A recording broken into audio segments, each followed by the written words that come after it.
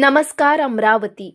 Ratan India ऊर्जा प्रकल्पाविरोधात संतप्त उद्योजकांचा आक्रोश आता निर्णायक टप्प्यावर पोहोचला आहे। सलग 5 दिवसानंतर सुरू असलेल्या ठिय्या आंदोलनानंतर शनिवारी आंदोलकांनी थेट रतन इंडियाची कोळसा वाहून नेणारी रेल्वेच रोखली। अंबाई ब्रिक्स आणि ट्रान्सपोर्ट असोसिएशनच्या वतीने वाघोली येथील रतन इंडिया ऊर्जा प्रकल्पाच्या प्रवेशद्वारासमोर हे आंदोलन सुरू होते। मात्र प्रशासनाकडून कोणतीही ठोस दखल न घेतल्याने शनिवारी आंदोलनाने उग्र वळण घेतले। राखेच्या निविदा प्रक्रियेत नियमाची सर्रास पायमल्ली करत लघु व सूक्ष्म उद्योजकांना जाणीवपूर्वक डावलण्याचा आरोप करण्यात आला आहे। या अन्यायकारक धोरणामुळे स्थानिक वीटभट्टी उद्योजक आणि वाहतूकदारांच्या उपजीविकेचा प्रश्न निर्माण झाल्याचे आंदोलकांचे म्हणणे आहे। संतप्त आंदोलकांनी वाघोली येथील रेल्वे मार्गावर ठाण मांडून बसत कोळसा वाहतूक पूर्णपणे ठप्प केली। यामुळे परिसरात तणावाचे वातावरण निर्माण झाले। परिस्थिती नियंत्रण ठेवण्याकरिता पोलिसांचा मोठा बंदोबस्त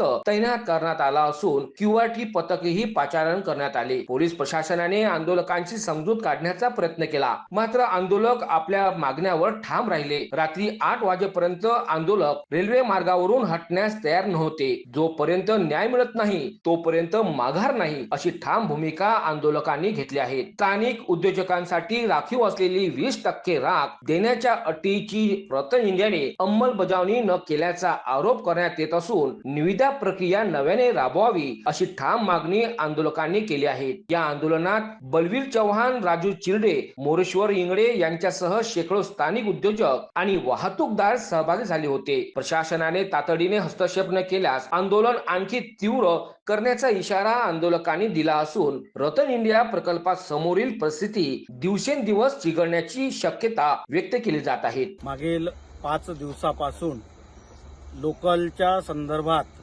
राखेच्या संदर्भात आमचं आंदोलन सुरू आहे।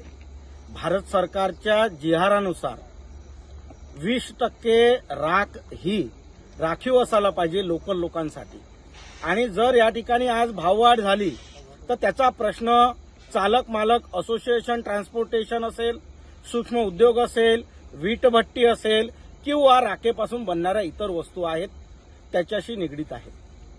महागाईच्या या दुनियेमध्ये राखीचे जर भाव वाढले तर पुन्हा जो खालचा घटक आहे त्या प्रत्येक वस्तूशी जी राखेशी संदर्भात आहे त्याचे भाव वाढणार आहेत।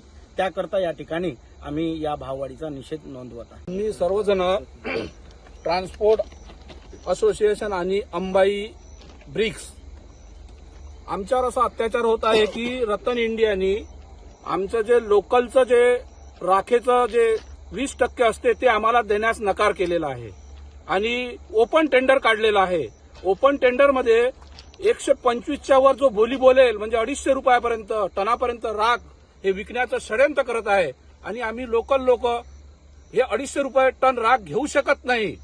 आमच्यावर उपासमारी येईल याकरिता आम्ही सर्वजण या रेल्वे रोडवर बसलेलो आहे। आमच्या मागण्या पूर्ण होईपर्यंत आम्ही येथून उठणार नाही। अंबाई लोकल ब्रिक्स आणि ट्रान्सपोर्ट असोसिएशन हे आज 5 दिवसापासून इथं उपोषण रतन इंडियाच्या गेट समोर सुरू आहे, तरी त्यांना जाग नाही आला।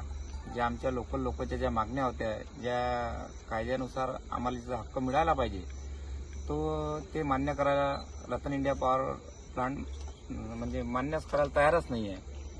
त्याच्या विरोधात आज आम्ही रेल्वेचा यांचा रूट अडवलेला आहे।